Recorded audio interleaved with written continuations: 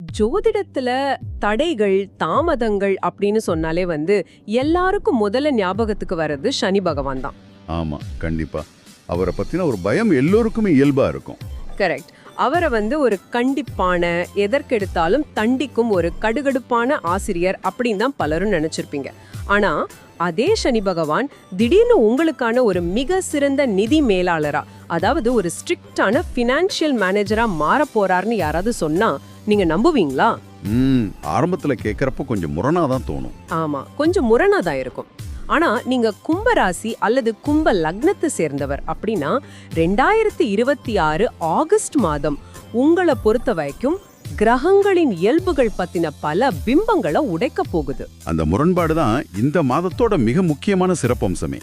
கிரகங்கள் தங்களுக்குள் உருவாக்கும் ரசவாதம் எப்படி ஒருவருடைய வாழ்க்கையை முழுமையா மாற்றி அமைக்கும் அப்படிங்கிறதுக்கு இந்த மாதம் ஒரு சிறந்த உதாரணம். அதை தெளிவா புரிஞ்சுக்கவே இன்றைய நமது இந்த ஆழமான அலசலை தொடங்குறோம். நேயர்களே, உங்களுக்காகவே பிரத்யேகமா தேர்ந்தெடுக்கப்பட்ட இந்த தலைப்புல 2026 ஆகஸ்ட் மாதம் கும்ப ராசி மற்றும் லக்ன அன்பர்களுக்கு காத்திருக்கும் வாய்ப்புகள், தொழில் முன்னேற்றங்கள், அப்புறம் நிதிநிலை மற்றும் குடும்ப சூழல், இதையெல்லாம் பத்தி ரொம்ப விரிவாக ஆராய போறோம். அதாவது இந்த மாத கிரக நிலைகளை நாம் ஆராயும் போது இது ஏதோ அன்றாடம் நிகழும் சாதாரண மாற்றங்களை போல தெரியல. உண்மைதான். பல முக்கியமான கிரகங்கள் மிக சரியான இடங்கள்ல நிலை பெற்று ஒரு பெரிய அணிவகுப்பை நடத்துவது போல இருக்கு. இத ஒரு யோகமான மாதம் அப்படின்னே நமது குறிப்புகள் சொல்லுது. சரி, இந்த ஆகஸ்ட் மாத கிரக நிலைகளை விரிவாக அலசுவோம். முதல்ல வானத்துல என்ன நடக்குது அப்படிங்கறது தெளிவா பார்த்துடலாம்.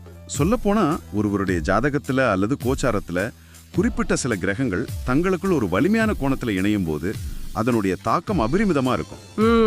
ஒரு பெரிய எனர்ஜி உருவாகும்னு சொல்றீங்க. கரெக்ட்.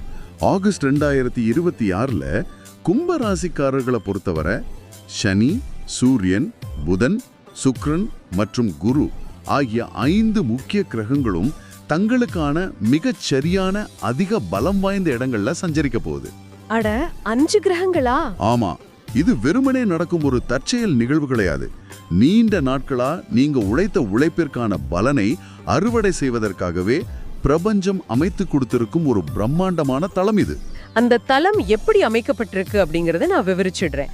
உங்கள் ராசிநாதன் சனி உங்கள் ராசிக்கு 2ஆம் வீடான தனஸ்தானத்துல அமர்ந்திருக்கார். அது ரொம்ப முக்கியமான இடம். ஆமா. அடுத்ததா 7ஆம் அதிபதியான சூரியன் ஆகஸ்ட் 16க்கு பிறகு தன் சொந்த வீடான சிம்ம ராசியில ஆட்சி பெற்று அமர்கிறார். அதாவது 7ஆம் வீட்டிலேயே அவர் முழு பலத்தோட அமர்கிறார். அத்தோடு நிக்கல, சுக்கிரனும் புதனும் அதே 7ஆம் வீட்டுல சஞ்சரித்து சூரியனுடன் இணைந்து ஒரு பெரும் கூட்டணியை உருவாக்குறாங்க. இந்த இடத்துலதான் விஷயம் ரொம்ப சுவாரஸ்யமா மாறுது. ஒரு நிமிஷம், அதோட முடியல. எல்லாவற்றுக்கும் முத்தாய்ப்பாக குரு பகவான் 5ஆம் வீடான பூர்வ புண்ணிய ஸ்தானத்துல அமர்ந்து தன்னுடைய முதல் பார்வையால் நேருக்கு நேராக உங்களுடைய கும்பராசியை பார்க்கிறார். இதையெல்லாம் பார்க்கும்போது எனக்கு ஒண்ணு தோணுது. என்ன தோணுது சொல்லுங்க. இது எப்படி இருக்குன்னா, ஒரு ஃபுட்பால் டீம்ல இருக்கிற மிக சிறந்த பிளேயர்ஸ் எல்லாரும் தங்களுக்கு தரப்பட்ட சரியான இலக்கில் துல்லியமாக களமிறங்கி நிற்பது போல இருக்கு. ஒவ்வொரு கிரகமும் அதற்கென ஒதுக்கப்பட்ட சரியான இடத்துல ரொம்ப பலமா அமைஞ்சிருக்கு. ரொம்ப அருமையான உதாரணம். இந்த இடத்துலதான் ஒவ்வொரு கிரகத்தோட தனிப்பட்ட குணாதிசயமும் பெரும் முக்கியத்துவம் பெறுது. ஒரு ஃபுட்பால் டீம்ல forward player, Defender, goal keeper என பலரும் இருப்பாங்க. அவர்கள் அனைவரும் அவங்கவங்க இடங்கள்ல பலமா நின்றால் தான் வெற்றி வசப்படும். கண்டிப்பா. இங்கே 7ஆம் வீடு அப்படிங்கிறது களத்திர ஸ்தானம். அதாவது உங்கள் கூட்டாளி, வாழ்க்கை துணை மற்றும் சமூக தொடர்புகளை குறிக்கும் இடம். அந்த வீட்டின் அதிபதியான சூரியன் ஆகஸ்ட் 16க்கு பிறகு தன் சொந்த வீடான சிம்மத்திலேயே ஆட்சி பெற்று அமர்கிறார். சிம்மம் அப்படிங்கிறது நெருப்பு ராசி தானே? ஆமா. அங்கே சூரியன் ஒரு அரசனை போல தன் சொந்த சிம்மாசனத்தில் அமர்கிறார். ஒரு அரசன் தன் சிம்மாசனத்தில் இருக்கும்போது பிறப்பிக்கும் உத்தரவுகளுக்கு இருக்கும் வலிமை ரொம்ப அலாதியானது.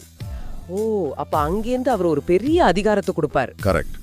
அதோடு புதனும் சுக்கிரனும் அங்கே இணைவது அந்த அதிகாரத்தோடு சேர்ந்து அபாரமான அறிவையும் ஈர்ப்பையும் உங்களுக்கு வழங்க போகுது. இந்த அதிகாரம், அறிவு, ஈர்ப்பு ஆகிய மூன்றும் சேரும்போது அது நேயர்களின் அன்றாட வாழ்க்கையில, குறிப்பா அவங்களோட தொழில் மற்றும் வியாபாரத்துல எத்தகைய விளைவுகளை ஏற்படுத்தும்?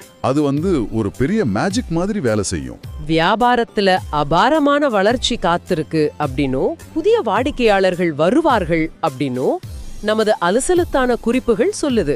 குறிப்பா பிசினஸ் டீல்ஸ் எனப்படும் வணிக ஒப்பந்தங்கள் எந்த தடையுமின்றி நிறைவேறும்னு சொல்லப்பட்டிருக்கு. கூட்டு தொழில், அதாவது பார்ட்னர்ஷிப் செய்றவங்களுக்கு பெரிய லாபமும் கூட்டாளிகளிடையே நல்லிணக்கமும் ஏற்படும் தெரியுது.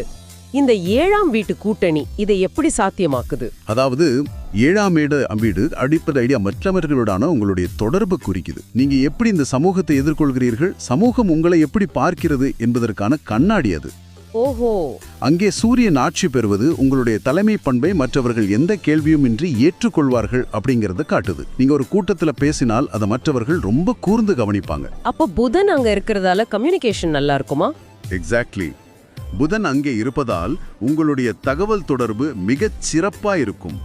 ஒரு விஷயத்தை எப்படி பேசினால் எதிரில் இருப்பவர் சம்மதிப்பார் அப்படிங்கிற சாதுரியம் பிறக்கும். சுக்கிரன் வேற இருக்காரே. ஆமா, சுக்கிரன் இருப்பதால் ஒரு விதமான வசீகரம் உங்கள் அணுகுமுறையில் வெளிப்படும். அதனால நீங்க ஒரு வணிக ஒப்பந்தத்திற்காக பேச செல்லும் போது சூரியனின் கம்பீரம், புதனின் சாதுரியம், சுக்கிரனின் வசீகரம் என இந்த மூன்றும் சேர்ந்து வேலை செய்யும். அந்த ஒப்பந்தம் உங்களுக்கு சாதகமாகவே முடியும். சூப்பர். உத்தியோகத்தில் இருப்பவர்களுக்கும் இது பொருந்தும் இல்லையா? கண்டிப்பா பொருந்தும். ஏன்னா குறிப்புகள்ல பணியிடத்தில் உங்கள் திறமைக்கு உரிய அங்கீகாரம் கிடைக்கும், மேலதிகாரிகள் உங்கள் கருத்துக்களுக்கு மதிப்பளிப்பார்கள், வெளிநாட்டு நிறுவனங்கள் அல்லது வெளியோர் தொடர்புகள் மூலம் புதிய வேலைவாய்ப்புகள் தேடி வரும்னு குறிப்பிடப்பட்டிருக்கு. வியாபாரிகளுக்கு வாடிக்கையாளர்கள் எப்படியோ உத்தியோகத்தில் இருப்பவர்களுக்கு மேலதிகாரிகளும் சக ஊழியர்களும் அப்படித்தான். கரெக்ட் தான். 7ஆம் வீடு வலுப்பெறுவது உத்தியோகத்தில் இருப்பவர்களுக்கும் தங்களுடைய மேலதிகாரிகளுடனான உறவை வெகுவாக மேம்படுத்தும். இதுவரை நீங்க செஞ்ச வேலைகளுக்கு போதிய அங்கீகாரம் கிடைக்காம இருந்திருக்கலாம். ஆனா இப்போ நீங்க செய்யும் சிறிய வேலை கூட பெரிய அளவில் கவனிக்கப்படும். வெளிச்சம் உங்கள் மீது விழும் காலகட்டம் இது. சரி, தொழில்ல புது ஒப்பந்தங்கள் கிடைக்குது, உத்தியோகத்துல பதவி உயர்வோ அல்லது வெளிநாட்டு வாய்ப்புகளோ கிடைக்குது அப்படின்னு வச்சுப்போம்.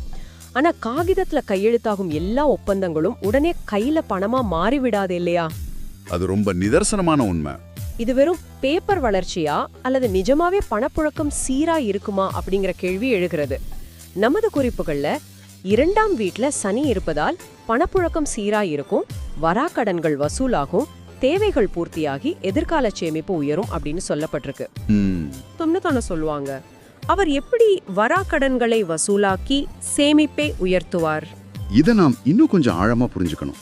பொதுவான ஜோதிட விதிகளின் படி பார்த்தால் சனி தாமதத்தை தருபவர் அப்படிங்கிறது உண்மைதான். ஆனா கும்பராசிக்காரர்களான உங்களுக்கு அந்த சனி பகவான் தான் ராசிநாதன்.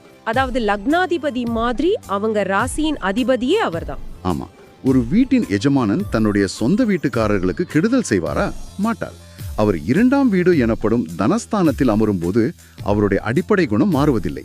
மாறாக அது உங்களுக்கு சாதகமாக திரும்புது. எப்படி சாதகமா மாறுது? அவர் ஒரு கண்டிப்பான நிதி மேலாளராக பொறுப்பேற்கிறார். ஒரு கண்டிப்பான நிதி மேலாளர், அதாவது பணம் வருவதை அவர் தடுக்க மாட்டார், ஆனா அந்த பணம் எப்படி செலவாகுது அப்படிங்கறதுல ஒரு கட்டுப்பாட்டை கொண்டு வருவார். அப்படிதானே? மிகச்சரியா பிடிச்சிட்டீங்க. உங்களுக்கு வரவேண்டிய நியாயமான பணத்தை, உழைப்புக்கான ஊதியத்தை அவர் எந்த தடையுமின்றி வரவழைப்பார். அதனால்தான் நீண்ட நாளாக இழுத்தடித்த வராக்கடன்கள் இப்போது உங்கள் கைக்கு வரும் சொல்லப்படுது. ஓ, வராக்கடன் வரத்துக்கு இதுதான் காரணமா? ஆமா. ஆனா அதே சமயம் கையில பணம் வந்துருச்சே அப்படின்னு நீங்க தேவையில்லாத ஆடம்பர பொருட்களை வாங்க நினைத்தாலோ அல்லது திட்டமிடாமல் ஏதேனும் முதலீடு செய்ய நினைத்தாலோ இந்த சனி பகவான் அதை தடுத்து நிறுத்துவார். வீட் செலவுகளை குறைத்து உங்களுக்கு ஒரு கடுமையான நிதி ஒழுக்கத்தை கற்றுக் கொடுப்பார். ஓஹோ, அப்படி என்றால் இந்த மாதம் நீங்க கோடீஸ்வரராகி விடுவீங்க, பணம் மழையாக கொட்டும் அப்படின்னெல்லாம் அதீத கற்பனை செய்ய வேண்டாம். மாறாக வரும் பணம் தடையின்றி வரும், வந்த பணம் வீணாகாமல் சேமிப்பாக மாறும். கரெக்ட். ஒரு திடமான பொருளாதார பாதுகாப்பை உருவாக்குவதற்கான அடித்தளத்தை இந்த சனி பகவான் அமைத்து கொடுக்கிறார். அது மட்டுமில்ல, உழைக்காம வரும் பணத்தையோ குறுக்கு வழியில் வரும் வருமானத்தையோ சனி பகவான் ஒருபொழுதும் அனுமதிக்க மாட்டார். எனவே நேர்மையான வழியில் உங்கள் உழைப்பின் மூலம் வரும் செல்வம் இந்த மாதம் உங்களிடம் நிலைத்து நிற்கும். சரி, தொழில் சிறப்பா நடக்குது, நிதி நிலையும் ஒரு கட்டுப்பாட்டுக்குள்ள வந்துடுச்சு. இந்த பொருளாதார சமநிலை தனிப்பட்ட வாழ்க்கையிலும் குடும்ப உறவுகளிலும் எப்படிப்பட்ட தாக்கத்தை ஏற்படுத்தும்? அதை நம்ம குரு பகவானோட பார்வையை வச்சுதான் புரிஞ்சுக்கணும். ஆமா, இத குரு பகவான் எப்படி தீர்மானிக்கிறார் அப்படின்னு பாப்போம். 5இல் உள்ள குருவின் பார்வையால் நீண்ட நாட்களாக தள்ளிப்போன திருமண வரங்கள் முடிவாகும், கணவன் மனைவி இடையே அன்பும் புரிதலும் கூடும், குழந்தை பாக்கியம் எதிர்பார்க்கும் தம்பதிகளுக்கு நல்ல செய்தி கிடைக்கும்னு நமது தரவுகள் குறிப்பிடுது. இங்கே குரு பகவானின் நிலைப்பாட்டையும் அவர் பார்க்கும் இடத்தையும் நாம் உற்று நோக்க வேண்டும். குரு 5ஆம் வீடான பூர்வ புண்ணிய ஸ்தானத்துல இருக்காரு. பூர்வ புண்ணியம் அப்படிங்கிறது நம்முடைய முந்தைய நற்செயல்களின் பலன்கள் சேமித்து வைக்கப்பட்டிருக்கும் ஒரு பேங்க் மாதிரி. அந்த இடத்திலிருந்து அவர் தன்னுடைய நேரடி பார்வையால், அதாவது 1ஆம் பார்வையால் உங்களுடைய கும்பராசியையே பார்க்கிறார். குரு பார்க்க கோடி நன்மை அப்படிங்கிறது சும்மா சொல்லப்பட்டதல்ல. குரு உங்கள் ராசியை பார்க்கும்போது முதல்ல உங்களுக்குள் இருக்கும் தேவையற்ற குழப்பங்கள், ஒருவிதமான மன அழுத்தம், பதற்றம் எல்லாமே முற்றிலும் விலகிடும். மன அழுத்தம் விலகி தெளிவான முடிவுகள் பிறக்கும் அப்படின்னு குறிப்புகள் சொல்லுது. இதை நான் இப்படி புரிஞ்சுக்கிறேன். அடர்ந்த பனிமூட்டத்துல நீங்க ஒரு வாகனத்தை ஓட்டி செல்றீங்க. அடுத்த சில அடிகள்ல என்ன இருக்குன்னே தெரியாத ஒரு பயம், பதற்றம். ஆமா, அந்த மாதிரியான ஒரு சூழ்நிலை. அப்போ திடீர்னு ஒரு பிரகாசமான சூரிய ஒளி தோன்றி பனிமூட்டத்தை விலக்கி உங்களுக்கான பாதையை தெளிவாக காட்டுவது போல இந்த குருவின் பார்வை அமையுது. சரியான முடிவு எடுத்தாலே பாதி பிரச்சனை தீர்ந்துடும் இல்லையா? கண்டிப்பா.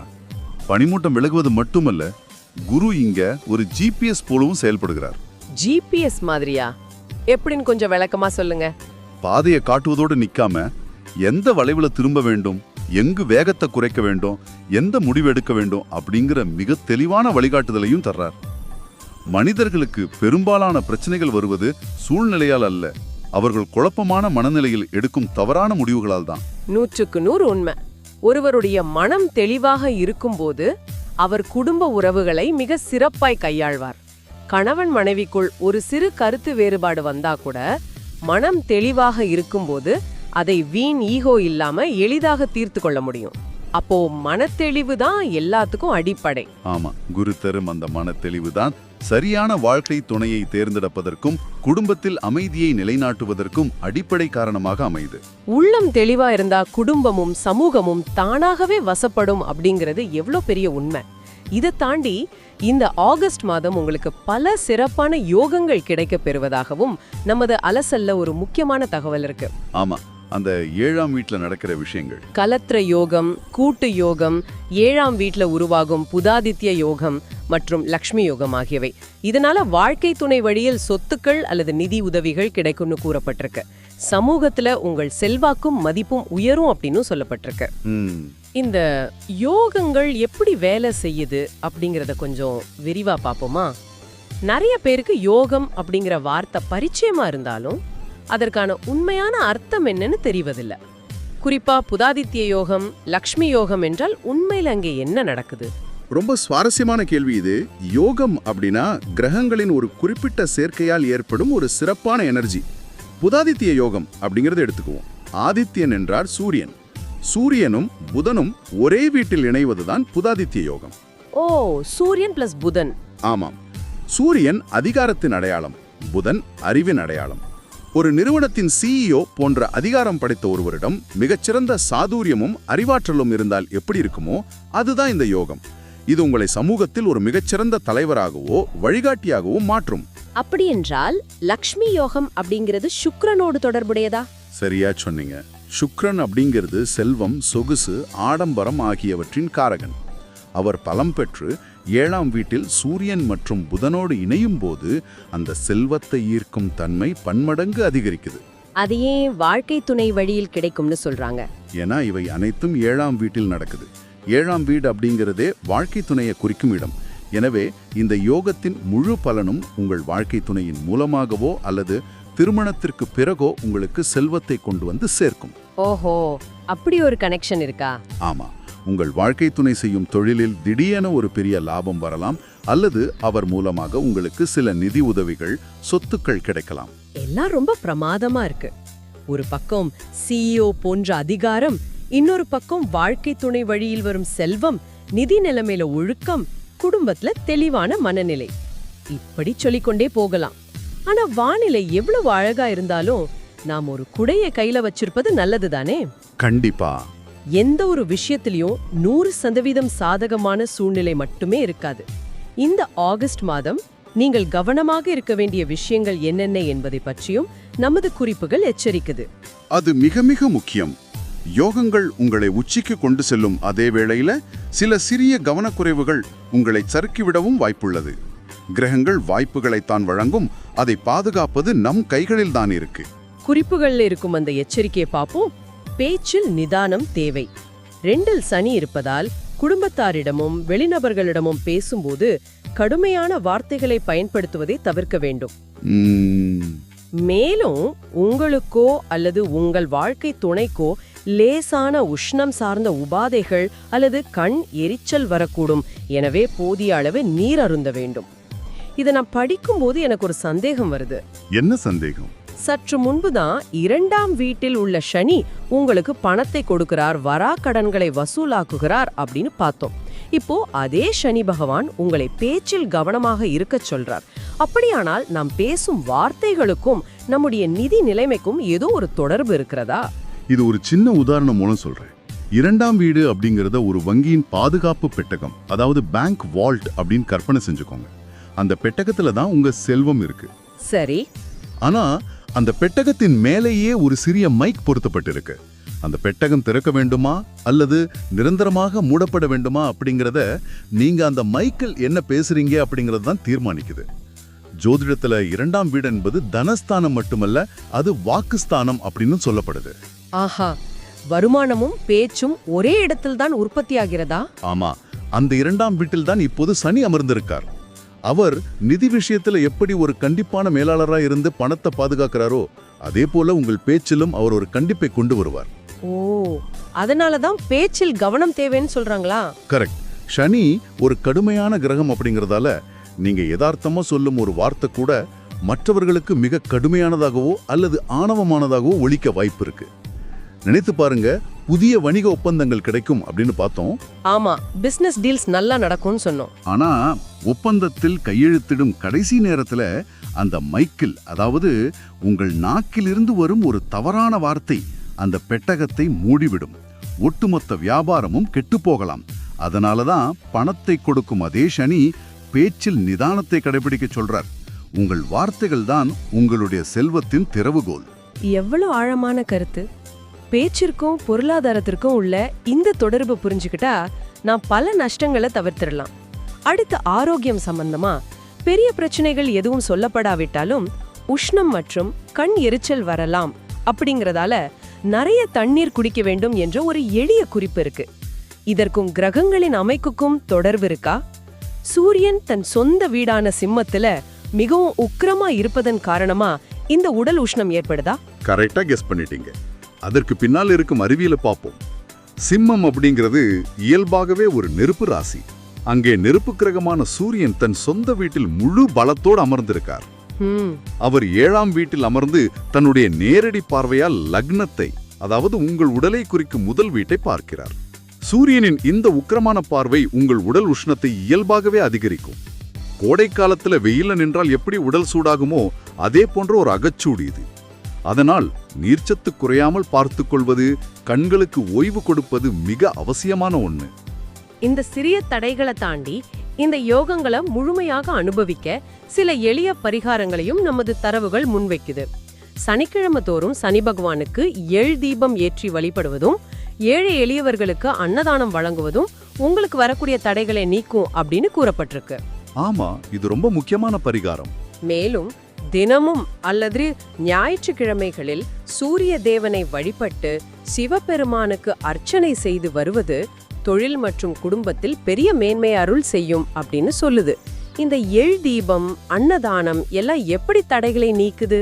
பரிகாரங்களை நாம வெறும் சடங்குகளா பார்க்காம அதோட பின்னணியில் உள்ள உளவியலை புரிஞ்சுக்கணும். நீங்க ஒருவருக்கு அன்னதானம் செய்யும் போது அங்க பசியாரும் ஒருவரின் முகத்தை பாக்குறீங்க. அது உங்களுக்குள் ஆழமான ஒரு கருணையை உருவாக்குது. மனசுல ஒரு அமைதி கிடைக்கும். ஆமா, உங்கள் ஈகோ, அதாவது அகங்காரம் அங்கே அழிகிறது. கோபம் குறையுது. கோபம் குறைந்தால் நாம் முன்னடை பேசிய அந்த பேச்சில் நிதானம் தானாகவே வந்துடும் இல்லையா? அதே போல அதிகாலையில் சூரியனை வழிபடுவது அப்படிங்கிறது உங்களை இயற்கையோடு இணைத்து அன்றைய நாளை ஒரு பாசிட்டிவான ஆற்றலோட தொடங்க உதவுது. வாவ், இது எல்லாமே ஒன்னோடு ஒன்னு கனெக்டா இருக்கு. கண்டிப்பா. இவையெல்லாம் உங்களை நீங்களே கட்டுக்குள் வைத்துக் கொள்ளும் உளவியல் பயிற்சிகள். இது செய்யும்போது கிரகங்களின் நேர்மறை ஆற்றலை ஈர்க்கும் தகுதி உங்களுக்கு வந்துடுது. அற்புதமான விளக்கம். பரிகாரங்களுக்கு பின்னால் இப்படி ஒரு சுய கட்டுப்பாட்டு பயிற்சி இருக்கு அப்படிங்கறத புரிஞ்சுக்கும் போது அதை செயல்படுத்துவது இன்னும் அர்த்தமுள்ளதா மாறுது. சரி, நாம இந்த ஆழமான அலசலோட இறுதி பகுதிக்கு வந்துட்டோம். இதுவரை நாம் பேசியதை ஒரு முறை தொகுத்து பார்த்துடலாம். 2026 ஆகஸ்ட் மாதம் அப்படிங்கிறது கும்பராசி மற்றும் கும்ப லக்ன நேயர்களான உங்களுக்கு பல வகைகளிலும் ஏற்றம் தரும் ஒரு பொற்காலம். அதுல எந்த சந்தேகமும் இல்ல. 2ஆம் வீட்டில் உள்ள சனி பகவான் ஒரு சிறந்த நிதி மேலாளராக மாறி உங்கள் நிதி நிலையை சீராக்கி வராக்கடன்களை வசூலித்து சேமிப்பை உயர்த்துகிறார். 7ஆம் வீட்டில் ஆட்சி பெறும் சூரியன், புதன் மற்றும் சுக்கிரன் உருவாக்கும் புதாதித்ய மற்றும் லக்ஷ்மி யோகங்களால் தொழில்ல அபாரமான வளர்ச்சியும் புதிய கூட்டு வியாபார வாய்ப்புகளும் சமூகத்துல பெரிய அந்தஸ்தும் கிடைக்குது. எல்லாவற்றுக்கும் மேலாக 5ல் அமர்ந்து உங்களை ஒரு GPS போல நேருக்கு நேராக பார்க்கும் குரு பகவான் உங்கள் மனக்குழப்பங்களை எல்லாம் நீக்கி குடும்பத்தில் திருமண சுப காரியங்களையும் குழந்தை பாக்கியத்தையும் தந்து உங்களை அடுத்த கட்டத்திற்கு நகர்த்துகிறார். நீங்கள் கவனிக்க வேண்டிய ஒரே விஷயம், வங்கியின் பெட்டகம் போன்ற உங்கள் பேச்சில் நிதானம் காப்பது மற்றும் உடல் உஷ்ணத்தை தவிர்க்க நிறைய தண்ணீர் குடிப்பது. அவ்வளவுதான். இந்த கிரக நிலைகள் எல்லாமே உங்களுக்கு சாதகமா ஒரு மிக கடினமான பலமான அஸ்திவாரத்தை அமைத்து கொடுத்துடுச்சு. இந்த மாதம் உங்களுக்கு தேவையான அனைத்து மூலப்பொருட்களும் உங்கள் கைக்கு வந்துடுச்சு அப்படின்னே சொல்லலாம். ஆமா, அந்த அஸ்திவாரத்தின் மீது எந்த மாதிரியான கோட்டையை கட்ட போறீங்க அப்படிங்கிறது உங்களுடைய கைகளில் தான் இருக்கு. அதற்காக நேயர்களே, உங்களுக்காக ஒரு சிறிய சிந்தனையை இங்க முன்வைக்க விரும்புறேன். கண்டிப்பா கேளுங்க. ஒரு கணம் இதை எண்ணி பாருங்க. பிரபஞ்சத்தில் உள்ள வலிமையான கிரகங்கள் அனைத்தும் எந்த ஒரு பிழையும் இல்லாமல் உங்களுக்கு சாதகமாக ஒரு நேர்கோட்டில் அணிவகுத்து நிக்குது.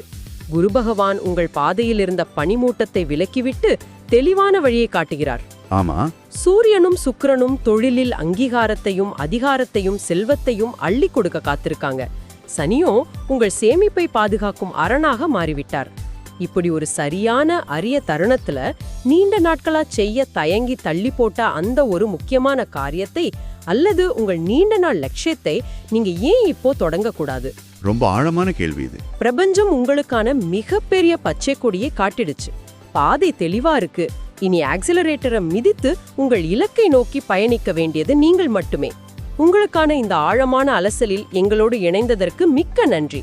உங்களுடைய இந்த ஆகஸ்ட் மாதம் மாபெரும் வெற்றிகளால் நிறையட்டும். மீண்டும் சந்திப்போம்.